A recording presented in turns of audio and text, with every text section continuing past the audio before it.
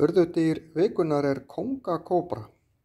Þetta er eiturslanga sem lifir í hitabeltisskógum Asíu, verður alltaf 500 löng og þar af leiðandi lengsta eiturslanga í heimi.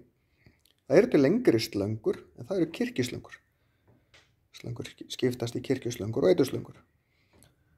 Hún borðar aðalega aðrar slöngur. Er einkvænisdýr, alltaf sama parið, sama makan og bæði kynin verja eggin, sem er frekar sjaldgæft að slöngur geri. Það reisa sig upp og hvæsa og eru með svona húðflipa á hálsinum til þess að gera sig stærri.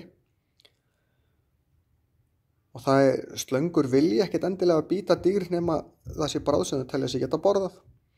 En þau vilja bara hræða önnur dýr í burt og gefa til kynna að þær séu eitraðar. Þær vilja ekkert bíta fólk og sjaldgæft að þær gera það, en þær gera það ekki þá nema í nauðvörn. En ef það er á annað borð bíta, að þá getur það verið banvænt. Eitrið er bara í 2 tönnum, augtönnum sem liggja svona niður. Aðrar tennur hafa ekki í sér eitur.